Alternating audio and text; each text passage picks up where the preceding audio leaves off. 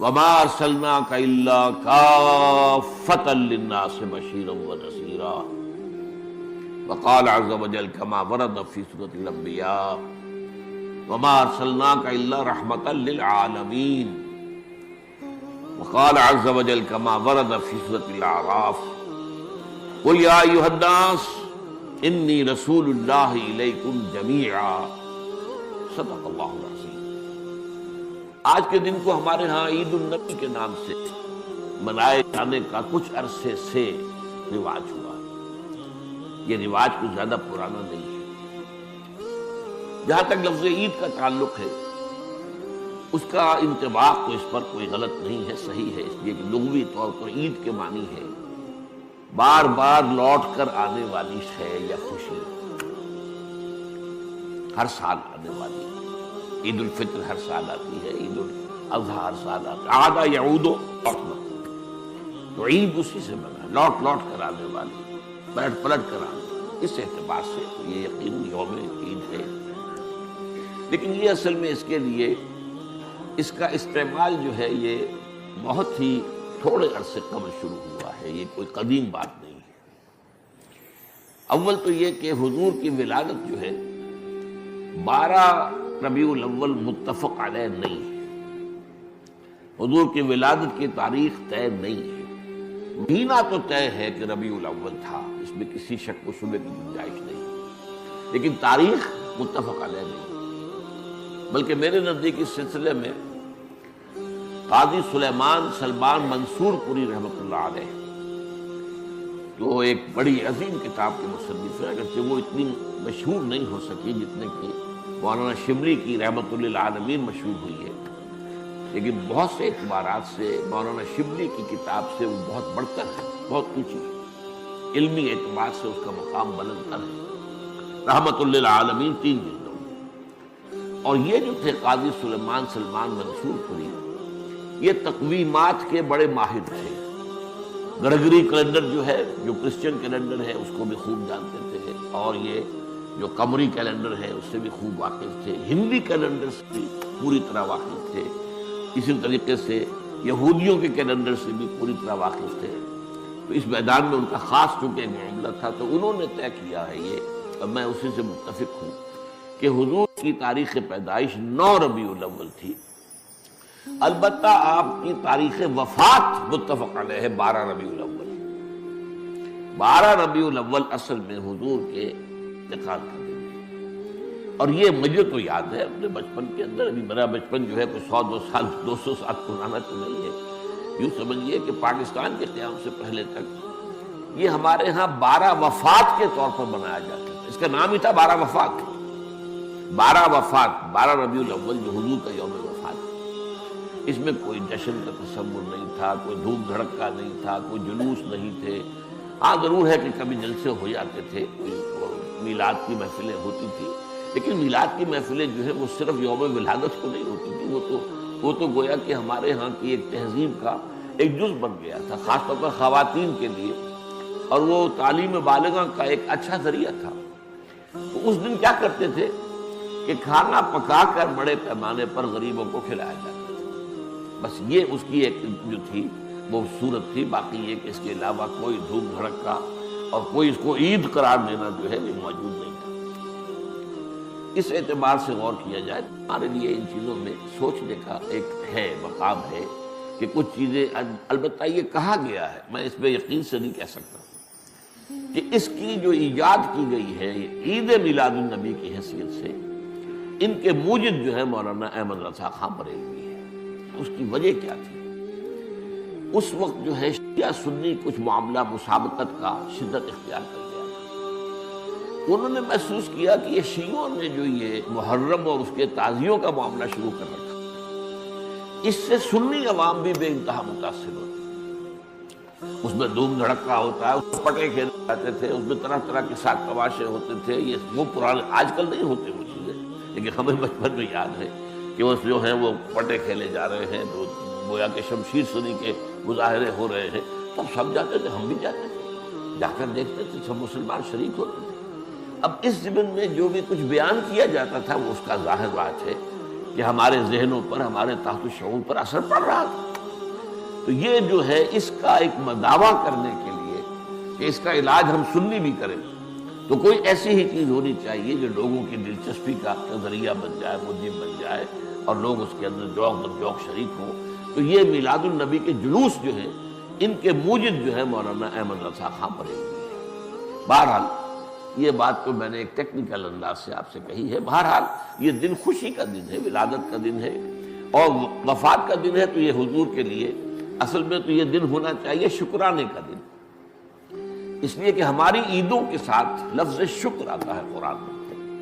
عید الفطر کا ذکر ہے سورہ بقرہ میں، لِتُكَبِّرُوا اللَّهَ عَلَى مَا هَدَاكُمْ وَلَعَلَّكُمْ تَشْكُرُونَ، اور عید الاضحیٰ کا ذکر ہے كَذَلِكَ سَخَّرَهَا لَكُمْ لِتُكَبِّرُوا اللَّهَ عَلَى مَا هَدَاكُمْ وَلَعَلَّكُمْ تَشْكُرُونَ۔ اسی طریقے سے اگر واقعۃ حضور کا ولادت کے دن کا معاملہ خاص رکھے تو اس میں وہ تو شکرانہ ہونا چاہیے، اور اس شکرانے کی شان کیا ہے؟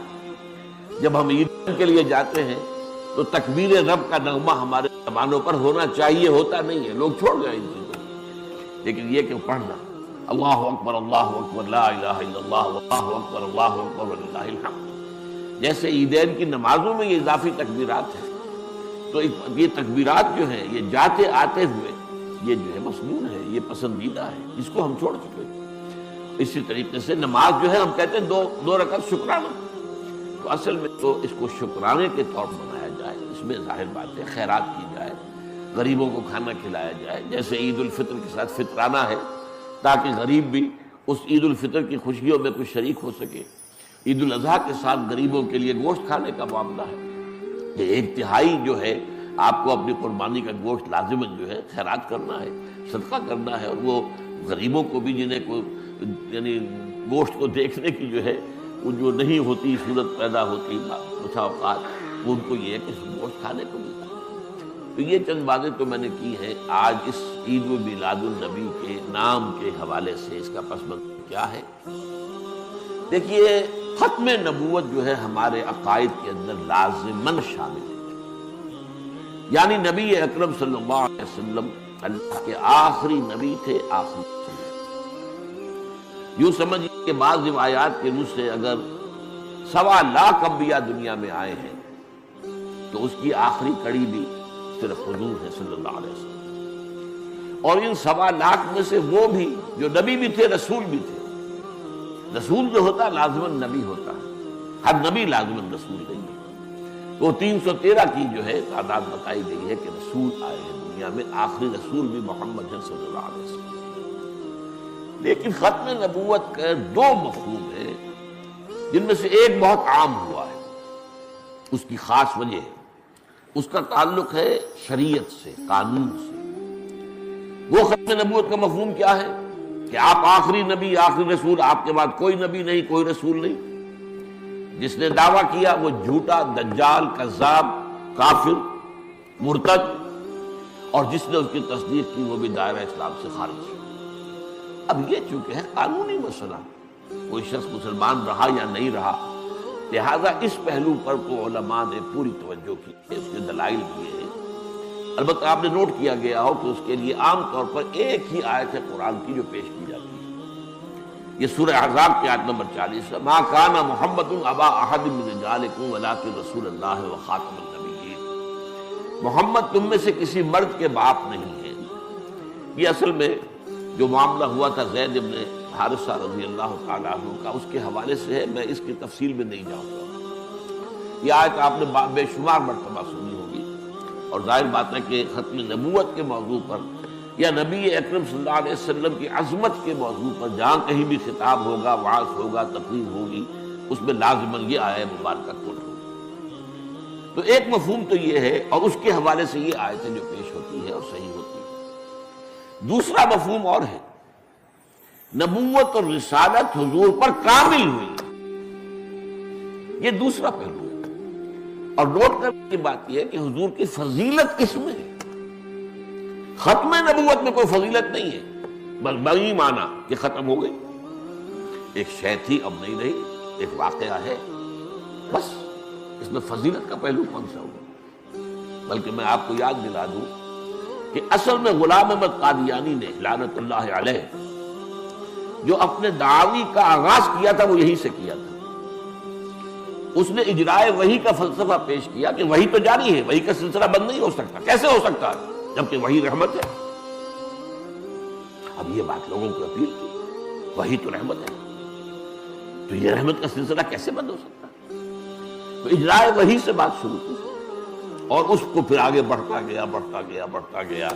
مہدی موعود ہونے کا وعدہ کیا، پھر اس نے مسیح موعود ہونے کا وعدہ کیا، پھر نبی کا دعویٰ کر دیا بالمجموع سے.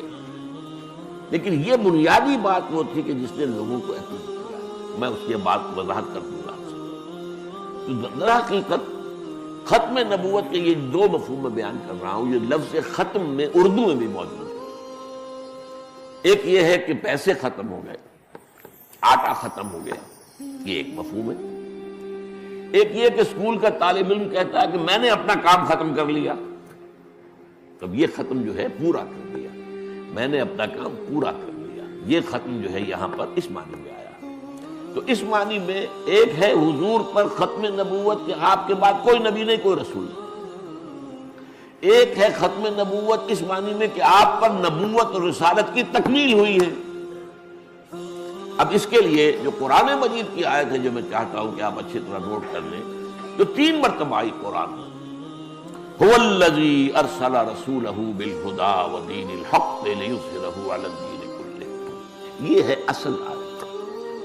اس کو ایمفیسائز نہیں کیا گیا، اس پر توجہ نہیں کی گئی کہ اصل میں تکمیل نبوت اور رسالت کی مظہر یہ آیت. اس کے حوالے سے بات کی جائے تو وہ بات سامنے آتی ہے کہ محمد رسول اللہ کا مقام کیا ہے.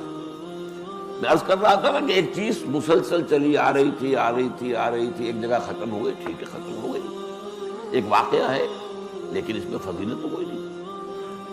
ایک ہے ایک چیز رفتہ تدریجاً ارتقاء کے مراحل طے کرتے ہوئے اپنے کلائمیکس کو پہنچی اور ختم ہوئی. زمین و آسمان کا فرق. ایک چیز اپنے عروج کو پہنچ کر ختم ہوئی، ایک چیز کلائمیکس کو پہنچ کر ختم ہوئی. یہ ہے اصل معاملہ کہ جو حضور کی اس میں فضیلت ہے، جس میں اندر حضور کا مقام جو ہے انبیاء کرام کے مقدس گروہ کے اندر معین ہوتا ہے کہ آپ پر نبوت و رسالت کی تکمیل ہو. حضور پر نبوت ختم ہو گئی، آپ کے بعد نبوت نہیں ہے، رسالت نہیں ہے. جس نے دعویٰ کیا وہ کذاب دجال. اب لیجیے حدیث کے جو اس اتمام نبوت و رسالت کے اعتبار سے، یہ بھی حضرت ابو ہریرہ سے ہے رضی اللہ تعالی عنہ، اور یہ متفق علیہ ہے، بخاری اور مسلم دونوں.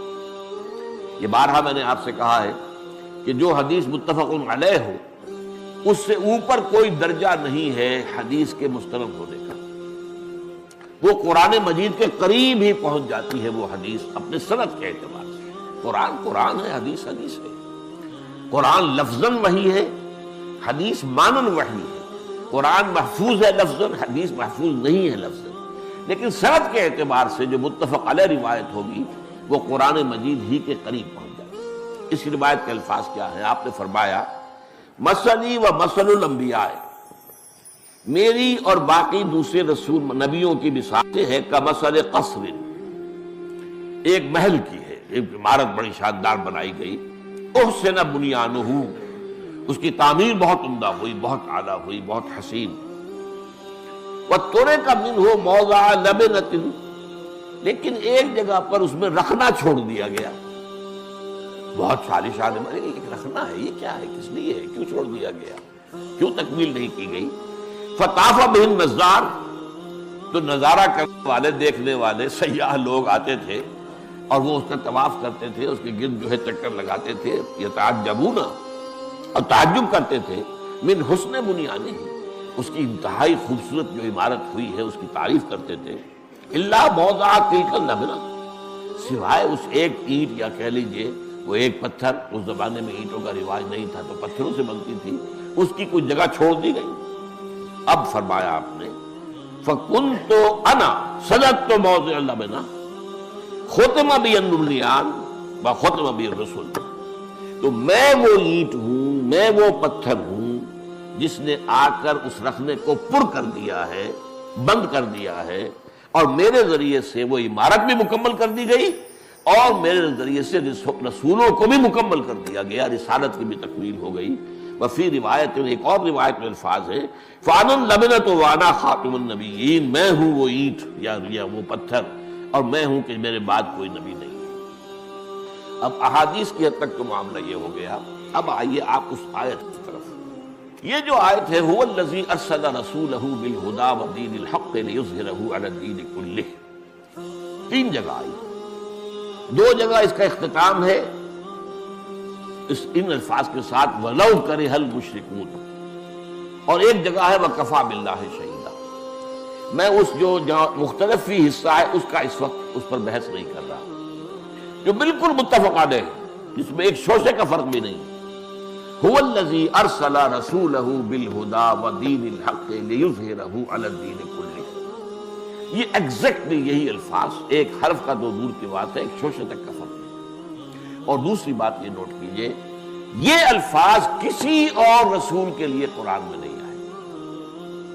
بعض الفاظ مشترک ہیں، بشیر، سارے انبیاء بشیر تھے، حضور بھی بشیر، نذیر، سارے خبردار کرنے والے تھے، حضور بھی خبردار کرنے والے، مبلغ، معلم، یہ سارے ناصح، میں تم انصح لکم، میں تمہیں نصیحت کر رہا ہوں، یہ سارے الفاظ مشترک ہیں۔ شاہد، گواہ، یہ بھی مشترک ہے، انا ارسلناک شاہدا ومبشرا ونذیرا وداعیا الی اللہ باذنہ وسراجا منیرا، یہ الفاظ، لیکن یہ الفاظ قرآن مجید میں جو تین مرتبہ حضور کے لیے آ گئے، کسی اور نبی اور رسول کے لیے ایک مرتبہ بھی نہیں، تو معلوم ہوا کہ یہی الفاظ ہیں جو حضور کی امتیازی حیثیت کو واضح کرنے والے، تو ساری توجہ ان پر ہونی چاہیے، جسے ہم کہتے ہیں مائکروسکوپ کو فکس کر دیے اس کے اوپر۔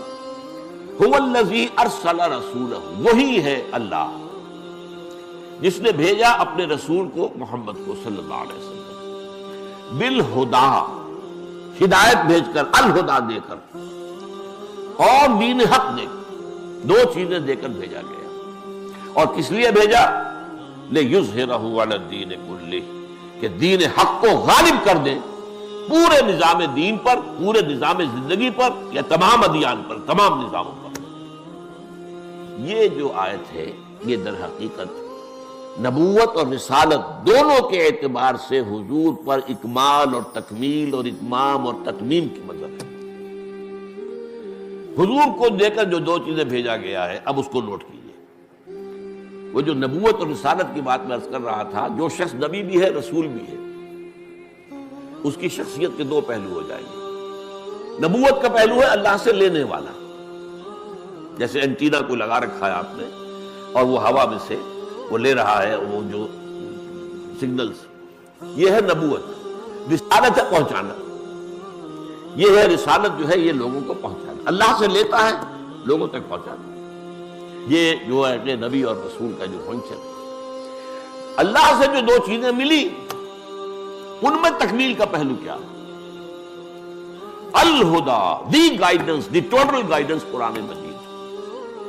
اس کو اس اعتبار سے سمجھیے کہ یہ تو نبوت کے آغاز سے ہدایت اللہ تعالیٰ کی طرف سے آ رہی ہے۔ سورہ بقرہ کے 4 رکوع میں آخر میں کہا گیا ہے، جب حضرت آدم کو حکم ہوا کہ اب اترو اور زمین کا چارج سنبھالو، وہیں آباد رہو گے، وہاں فرما دیا گیا وَإِمَّا يَأْتِيَنَّكُم مِّنِّي هُدًى فَمَن تَبِعَ هُدَايَ فَلَا خَوْفٌ عَلَيْهِمْ وَلَا هُمْ يَحْزَنُونَ وَالَّذِينَ كَفَرُوا وَكَذَّبُوا بِآيَاتِنَا أُولَٰئِكَ أَصْحَابُ النَّارِ هُمْ فِيهَا خَالِدُونَ۔ یہ ہمیشہ کے لیے چارٹر ہے ابدی جو دیا گیا ہے حضرت آدم کو زمین کا چارج سنبھلواتے ہوئے۔ جب جب کوئی ہدایت میری طرف سے تمہارے پاس آئے، تمہارے سے مراد ہے تمہارے اور تمہاری نسل کے پاس آئے، تو جو کوئی اس ہدایت کی پیروی کرے گا اس کے لیے نہ کوئی خوف ہوگا نہ حزن ہوگا، اور جو ہماری آیات کی شکل میں ہدایت آئے گی، جو ہماری آیات کا انکار کرے گا وہ جہنمی ہوگا، آگ میں رہے گا ہمیشہ۔ تو ہدایت تو آدم سے چلی آ رہی ہے، حضور تک آ رہی ہے، لیکن اصل بات سمجھنے کی یہ ہے کہ اس ہدایت میں ارتقائی عمل جاری رہا ہے، یہ ارتقاء کے مرحلوں سے گزرتی ہوئی تکمیل کو پہنچی ہے۔ اس کی وجہ کیا ہے؟ ایک دور تھا انسان کا کہ ابھی انسانی ذہن اعتبار سے انسان جو ہے شعور کے اعتبار سے عہد طفولیت میں تھا، بچپن تھا. اب آپ نوٹ کیجئے کہ ابھی نہ کوئی تمدن، نہ کوئی تہذیب، نہ کوئی فلسفہ، نہ کوئی سائنس، نہ کوئی علوم، نہ کوئی یونیورسٹیاں، کچھ بھی نہیں. اس وقت جو انسانی شعور کی سطح تھی اس کے مطابق ہی ہدایت دی جا سکتی تھی، کامل ہدایت نہیں دی جا سکتی تھی. اس کی سادہ سی مثال یہ ہے کہ آپ کا بچہ پرائمری کا طالب علم ہے، آپ اس کو پی ایچ ڈی استاد رکھ دیجئے تو پی ایچ ڈی کیا پڑھائے گا اسے؟ وہ ظاہر بات ہے پڑھائے گا تو وہی کچھ جو کہ وہ پڑھنے کی استعداد رکھتا ہے. لہذا یہ ہدایت جو ہے یہ ہر دور کی ذہنی اور شعوری سطح کے مطابق یہ ترقی کرتے کرتے کرتے کرتے کرتے یہ ایک خاص مقام تک پہنچی ہے جہاں انسانی شعور اور انسانی ذہن اور انسان کی صلاحیت جو ہے فکری وہ اس جگہ پہنچ گئی تھی جسے ہم کہیں گے میچور ہو گیا نوع انسانی. اور اب وہ آگے جو ہدایت دے دی گئی ہے اس کی روشنی میں اگلا راستہ خود دیکھ سکتا ہے. اسی کا نام اجتہاد ہے. البتہ یہاں ایک بات نوٹ کر لیجئے، یہ میں نے اس سے پہلے کبھی نہیں کہی ہے. ہدایت کے دو حصے ہیں. ایک ہدایت اصولی، ایمانیات، ماورائی حقیقتوں کی ہدایت، یہ کائنات کیا ہے، آخرت کیا ہے، جنت ہے، دوزخ ہے، یہ موت کے بعد کیا ہونا ہے، یہ فرشتوں کا معاملہ ہے، یہ ساری چیزیں کیا ہے، ماورائی، میٹافزیکل. میٹافزیکل ہدایت اول روز سے کامل ہے، اول روز سے کامل ہے. تمام انبیاء نے وہی تعلیم دی ہے.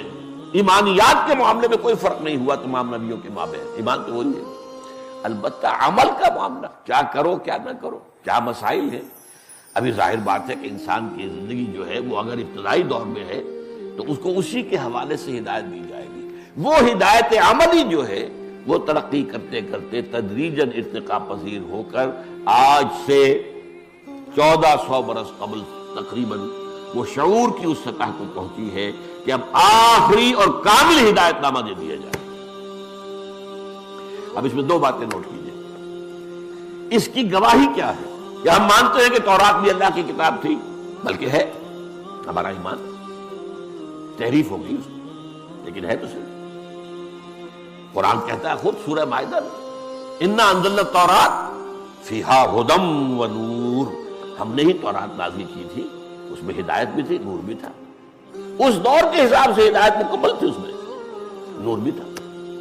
پھر انجیل آئی، ہم نے انجیل نازل کی، عیسیٰ ابن مریم کو عطا کی، فیہ ھدی و نور، اس میں بھی ہدایت بھی تھی، نور بھی تھا.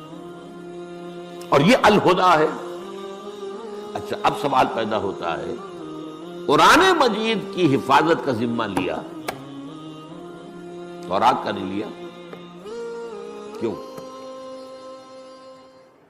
اگر تورات کا بھی ذمہ لیتا اللہ تو کیا تحریف ہو سکتی تھی؟ اگر اللہ کا ذمہ ہوتا تو کیا کوئی تحریف کر سکتا تھا؟ اور دوسری طرف ناراض نہ ہو، اگر قرآن کی حفاظت کا ذمہ اللہ نہ لیتا تو کیا ہم تحریف نہ کر دیتے؟ کیا بعد آنے والے تھے؟ ترجموں میں ہم نے تحریفیں کی ہیں، تفسیروں میں ہم نے تحریفیں کی ہیں. متن میں نہیں ہو سکتی، ہو ہی نہیں سکتی. کیوں نہیں ہو سکتی؟ انا نحن نزلنا الذکر وانا لہ لحافظون، ہم نے ہی اس ذکر کو نازل کیا، ہم ہی اس کے محافظ ہیں. اب اس آیت کا پہلا حصہ تو مشترک ہے. تورات کس نے نازل کی؟ اللہ نے کی. ہم ہی نے اس ذکر کو نازل کیا تو قرآن نے خود کہا انا انزلنا التوراۃ. تو نزول کا حصہ تو مشترک ہے، قرآن اور تورات اور انجیل اور کتابیں صحف ابراہیم وغیرہ وغیرہ. حفاظت کا ذمہ صرف قرآن کے لیے کیوں؟ میں یہ کہا کرتا ہوں ذرا لطیف انداز میں کہ ان کتابوں کو یہ حق پہنچتا ہے کہ اللہ سے شکوہ کریں کہ ہمارے ساتھ یہ سوتیلی بیٹیوں والا سلوک کیوں کیا؟ اب بھی تیری کتاب ہے، قرآن بھی تیری کتاب ہے، وجہ کیا ہے؟ بھائی تم ابھی تمہارے اندر ہدایت کامل نہیں ہوئی تھی، تم تو اصل میں انٹرم پیریڈ کے لیے ہدایات پر مشتمل تھی. یہ نوٹ کیجئے لفظ ہدایت اور ہدایات، اس لیے کہ تورات کے لیے سب سے اہم لفظ جو ہے وہ 10 کمانڈمنٹس ہے، ہدایات. عبوری دور کے لیے، انٹرم پیریڈ کے لیے جو ہے نوع انسانی کے لیے ہدایات دے کر نازل کیا گیا تھا. الہدیٰ آنی تھی، تب اللہ کو کوئی میوزیم سجانے کی ضرورت نہیں تھی. اللہ تعالیٰ نے جب وہ آخری ہدایت آ کر کامل ہو گئی تب یہ ہے کہ اس کی حفاظت کرنی چاہیے، اور ہدایت آگے نہیں۔ یہاں وہ مسئلہ میں حل کر دوں جو قادیانی کی بات کا میں نے کہا تھا، میں بعد میں عرض کروں گا۔ ایک قادیانی نوجوان سے میری بات ہو رہی تھی، میں نے اس سے دو باتیں پوچھی۔ یہ بتاؤ کہ کیا تم مانتے ہو کہ قرآن میں ہدایت کامل ہو گئی؟ کہتے بالکل بالکل بالکل۔ اچھا، کیا تم یہ مانتے ہو کہ قرآن محفوظ ہے، اس میں کوئی تحریف نہیں ہوئی؟ بالکل بالکل بالکل۔ تو پھر مجھے وحی کی ضرورت بتاؤ۔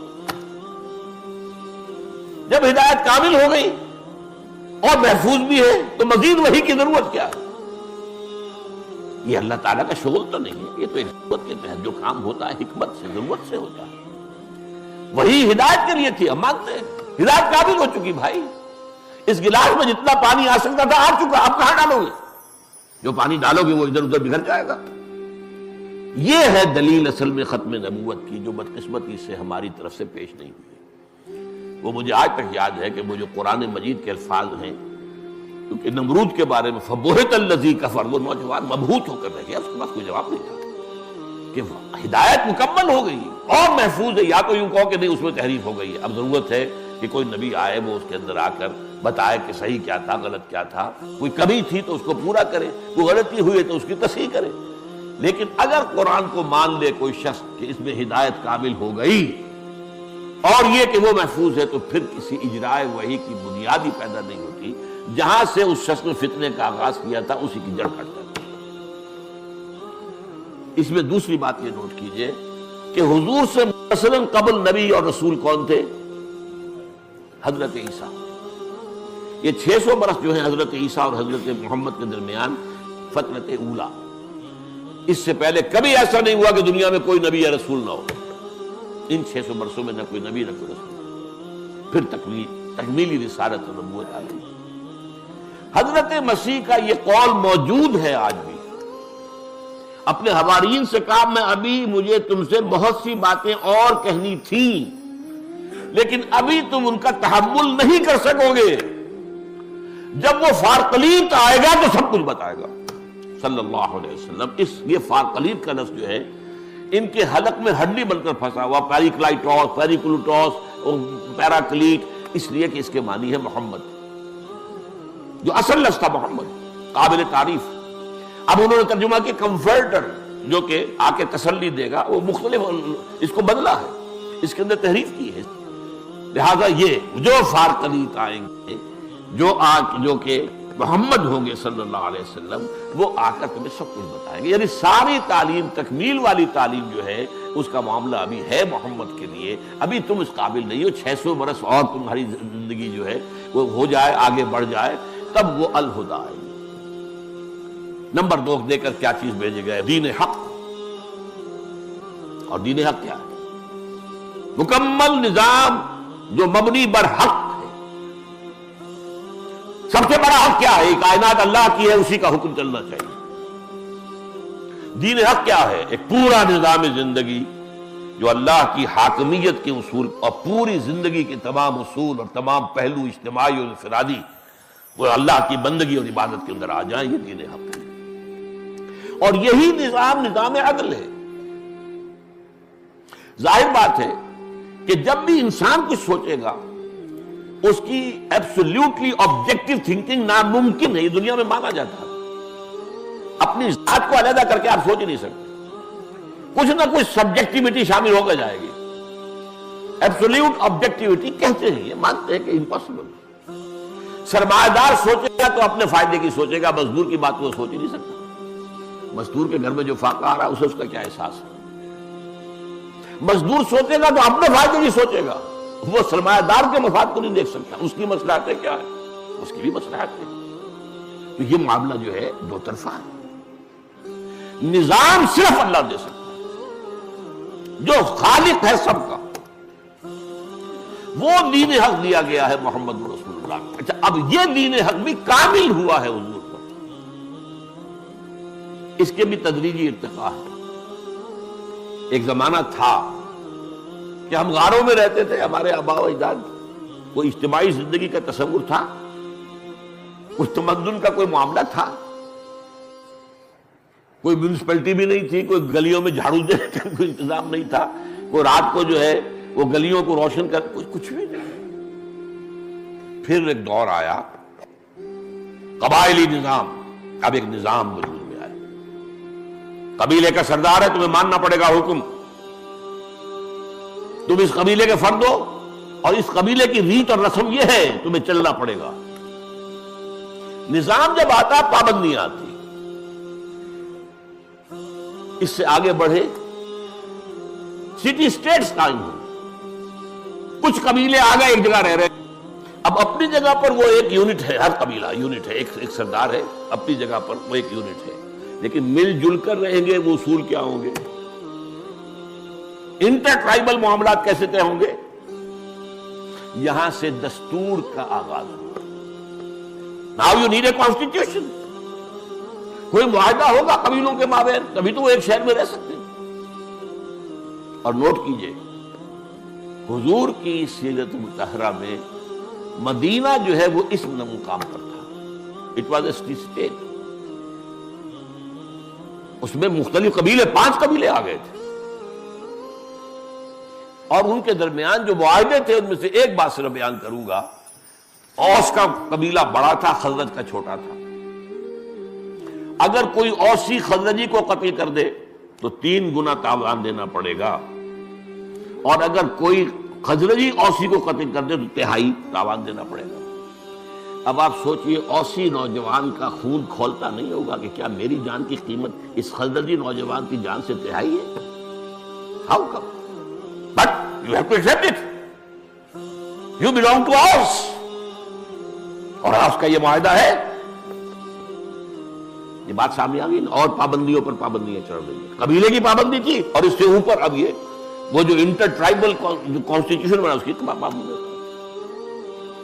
اس سے آگے چل کر ایمپائرز وجود ہے، اب بادشاہ ہے، محل ہیں، اسٹینڈنگ آرمیز ہیں، کسان محنت کرتا ہے خون پسینے کی، اور اس کی فصل میں سے آ کر لارنس شیئر جو ہے جاگیردار لے جاتا ہے، اس میں سے کچھ اپنے پاس رکھتا ہے اور کچھ دیتا ہے بادشاہ کو۔ بادشاہ اس کی بنیاد پر فوجیں کھڑی کرتا ہے، جاگیرداروں کو بھی 20,000 منصبدار ہے تو 20,000 فوج اسے رکھنی پڑے گی۔ جب بادشاہ جنگ ہوگی تو وہ بلائے گا، لاؤ اب کہاں 20,000، تمہیں اتنی بڑی جاگیر دینی تھی، اس کا سارا لگان تم لیتے تھے، تو اب لاؤ 20,000، لاؤ 5,000، 5,000 منصبدار، 20,000 منصبدار۔ یہ نظام دنیا میں آیا ہے، امپیریلزم، اور اب انسان کے لیے بدترین ظلم، کسان کی محنت اور عیش، بادشاہ اور جاگیردار کا۔ کرگے پر بیٹھا ہوا کوئی بن رہا ہے کپڑا، ٹیکس دو، اور ٹیکس نہیں دو گے ذرا سر اٹھایا گردن اڑا دی جائے گی، کھڑی ہے فوجیں۔ یہ دور تھا جس میں انسانی تمدن اس مقام تک پہنچ گیا تھا اور ظلم اس انتہا کو پہنچ گیا تھا کہ اب دین حق کامل شکل میں دیا گیا۔ الیوم اکملت لکم دینکم واتممت علیکم نعمتی ورضیت لکم الاسلام دینا۔ آج کے دن ہم نے تمہارے لیے تمہارے دین کو کامل کر دیا ہے اور اپنی نعمت کا اتمام کر دیا۔ یہ نوٹ کیجئے، اکمال اور تکمیل، اتمام اور تتمیم، یہ حضور کے بارے میں قرآن میں بار بار آتا ہے، اس لیے کہ تکمیل جو میں نے کہا، تکمیل نبوت، تکمیل رسالت، تکمیل دین، الیوم اکملت لکم دینکم، اور تکمیل ہدایت، نعمت ہدایت، اصل نعمت ہدایت ہے، یہ میں نے بارہ بیان کیا ہے۔ کوئی شے دنیا میں ہدایت وہ جو ہے نعمت نہیں ہے جب تک نعمت ہدایت شامل نہ ہو۔ اولاد نعمت نہیں ہے، اگر آوارہ ہو کر اٹھی تو آپ کے بڑھاپے میں سوہان روح بن جائے گی آپ کی۔ دولت نعمت نہیں ہے، اگر آپ نے اس کی وجہ سے آوارگی کی، عیاشیاں کی، بدماشیاں کی، تو یہ دولت جو ہے زحمت ہے، نعمت نہ۔ ہاں اولاد کے ساتھ ہدایت ہے، اب یہ نعمت ہے، اب یہ صدقہ جاریہ ہے۔ دولت کے ساتھ ہی آپ کو ہدایت بھی ملی ہے، آپ اللہ کے لیے خرچ کرتے ہیں، لوگوں کے لیے خرچ کرتے ہیں، ضرورت مندوں کے لیے خرچ کرتے ہیں، یہ نعمت ہے۔ تو نعمت جو ہے، اتممت علیکم نعمتی، الیوم اکملت لکم دینکم، یہ دین ہے، دین حق جو کامل ہو گیا ہے۔ محمد الرسول اللہ صلی اللہ علیہ وسلم پر، وَأَتْمَمْتُ عَلَيْكُمْ نِعْمَتِي، اور تم پر اپنی نعمت ہدایت کا اتمام کر دیا ہے، وہ الہدا جو میں بیان کر چکا ہوں۔ تو دو چیزیں جو حضور دے کر بھیجے گئے وہ دونوں تکمیلی اعتبار سے بلند ترین مقام پر ہیں۔ الہدا مکمل ہو گئی، ہدایت اس کے اندر کامل ہو گئی۔ دین حق میں نظام زندگی، the politico-socio-economic system given by Allah, the system of social justice given by Allah، یہ دین حق کی شکل میں مکمل ہو گیا۔ یہ ہے وہ لینے والا حصہ۔ اب دینے والا حصہ، دینے والے حصے کے اندر پہلا مرحلہ ہوتا ہے تبلیغ، دعوت، اشاعت۔ باقی نبیوں کے ہاں ہمیں وہی کچھ نظر آتا ہے۔ دوسرا مرحلہ جو حضور کے لیے خاص ہے، اس دین حق کو بالفعل قائم کرو، غالب کرو۔ یہ تو ایک ہرکولین ٹاسک ہے۔ تبلیغ آپ کیے جائیں، ہو سکتا ہے کوئی آپ کو کنکر مار دے، کوئی آپ کو مذاق اڑا دے، کوئی اور کچھ کر دے، کوئی فتنہ، اور کیا کرے گا آپ؟ لیکن آپ ایک نظام کو چیلنج کریں۔ نظام جو بھی ہے، دنیا میں کوئی جگہ ایسی نہیں ہوتی جہاں کوئی اجتماعی نظام نہ ہو، یا ملوکیت ہے، یا جمہوریت ہے، عوام کی حاکمیت ہے، یا سرمایہ داری ہے، یا کمیونزم ہے، کوئی نہ کوئی نظام ہے نا۔ اور آپ ایک نظام حق آپ کے پاس ہے، آپ نافذ کرنا چاہتے ہیں، پہلے نظام کو اکھیرنا پڑے گا جڑ سے، تب وہ دوسرا نظام آئے گا۔ دو جیسے تلواریں ایک نظام میں نہیں آ سکتی، تو دو نظام ایک جگہ نہیں ہو سکتے۔ مذہب 100 بھی ہو سکتے ہیں ایک جگہ پر۔ مذہب جب کہتے ہیں یہ پرائیویٹ معاملہ ہے، آپ امریکہ میں جا کے دیکھ لیجیے، 100 مذہب مل جائیں گے آپ کو، گن لیجیے۔ مسجدیں بھی بن رہی ہیں وہاں، جو ہے مندر بھی بن رہے ہیں وہاں پر، سکھوں کے گردوارے بھی بن رہے ہیں، اور وہاں پر پروٹیسٹنٹس کے چرچ جو ہیں وہ تو سینکڑوں چرچ ہیں نا، ان کے فرقے جو ہیں وہ کوئی ایک آدھ نہیں ہے۔ ہر چرچ اپنی جگہ پر ایک فرقہ ہے، کیونکہ مرکزی نظام تو ختم ہو گیا۔ جب پوپ سے بغاوت کی تو مرکزی نظام ختم ہو گیا، تو چرچ جتنے بھی ہیں وہاں پر آپ اندازہ کیجیے۔ تو یہ مذاہب ہیں، مذاہب 100 بھی رہ سکتے، نظام تو ایک ہی ہوگا، دو نہیں ہو سکتے۔ لہذا یہ ہے واحد مشن جو دیا گیا ہے آپ کو، جس کو کہا جائے گا کہ یہ ریولیوشنری مشن تھا کہ اس نظام کو ختم کر کے اس کی جگہ پر اللہ کا نظام حق نافذ کرو۔ اب اس کے لیے یہ ہے کہ برڈز آئی ویو خود لے لیجئے، کیا کچھ کرنا پڑا ہے، کیا کچھ قربانیاں دینی پڑی ہیں، کیسی کیسی محنت کرنی پڑی ہے، دن رات کی محنت و مشقت۔ شروع میں کیا ہوتا تھا؟ اجی پاگل ہو گئے، دماغ خراب ہو گیا، یہ شاعر ہو گئے، پتہ نہیں کیا کہاں سے شعر کہنے آ گئے، نہیں شعر تو اچھے کہتے ہیں، یہ تو شاعر ہے، جادو کر دیتا ہے، بس سنو اس کی بات، جادو ہو جائے گا تمہارے۔ یہ سب کچھ سنو ہے محمد، اگرچہ تمہارے دل کو یو فیل ہرٹ، وَلَقَدْ نَعْلَمُ أَنَّكَ يَضِيقُ صَدْرُكَ بِمَا يَقُولُونَ، ہمیں خوب معلوم ہے جو کچھ یہ کہتے ہیں اسے آپ کا سینہ بھیجتا ہے، لیکن وَاصْبِرْ عَلَىٰ مَا يَقُولُونَ وَاهْجُرْهُمْ هَجْرًا جَمِيلًا، صبر کیجئے جو کچھ یہ کہہ رہے ہیں، سنیے، برداشت کیجئے۔ پھر صحابہ پر جو تعذیب المسلمین کا ایک دور ہے، سن 4 نبوی سے شروع ہو کر جو سن 12 تک چلا ہے، کیسے کیسے ٹارچر ہوئے، کیسے کیسی سختیاں آئیں، کیسے دہکتے انگاروں پر لٹائے گئے، کیسے گردن میں وہ ڈال کر رسی اور جو ہے گلیوں میں اور جو ہے وہ گھسیٹے گئے ہیں حضرت بلال رضی اللہ تعالیٰ، حضرت خباب جو ہے دہکتے انگاروں پر لٹائے گئے، مادر ذات برہنہ کر کے نکالے گئے ہیں حضرت مصعب بن عمیر بن حسین، مادر ذات ٹوٹل نیکڈ، الف ننگے۔ چچا نے کہا تم نے اپنے باپ کا دین چھوڑ دیا ہے، وہ باپ مر گیا تھا لیکن بہت دولت چھوڑ کر گیا تھا، ماں نے بڑے ناز و نام میں پالا تھا، تم نے دین چھوڑ دیا، تمہارا اس کے مال پر کوئی حق نہیں، نکل جاؤ یہاں سے۔ اٹھ کر چلنے لگے تو یہ لباس بھی اسی کے مال میں سے اتارو اس کو، الف ننگے ہو کر ماں کے پاس آئے، ماں نے آنکھوں پہ ہاتھ رکھے ہو کے کیا ہوا ہے مصعب؟ کہ میں موحد ہو گیا، یہ توحید ہے۔ بہرحال یہ جو ایک سٹرگل ہے یہ تو آپ کے مطالعے کی چیز ہے، اس کو میں اس وقت بیان تو نہیں کر سکتا، کیا اس کی سٹیجز تھیں، کن مراحل سے گزر کر ہوا ہے۔ ہاں میری کتاب ہے، اللہ کا شکر ہے، میں مطمئن ہوں کہ میں نے اس کا حق ادا کر دیا ہے اس کے فضل و کرم سے۔ منہج انقلاب نبوی یہ سیرت النبی کی نہیں، فلسفہ سیرت نبوی کی کتاب ہے۔ بہرحال رسالت کے ضمن میں تکمیلی مقام یہ ہے کہ صرف انفرادی طور پر نصیحت اور وعظ اور صرف انفرادی طور پر لوگوں کا تزکیہ نہیں، پورا نظام زندگی عملاً جو ہے بدل کر دکھا دیا، ایک نیا نظام دنیا کو دیا ہے، ایک نئی تہذیب دنیا کو دی ہے، ایک نیا تمدن دنیا کو دیا، ایک نیا تعزیراتی قانون دیا ہے۔ رائے نے 1920 میں یہی تک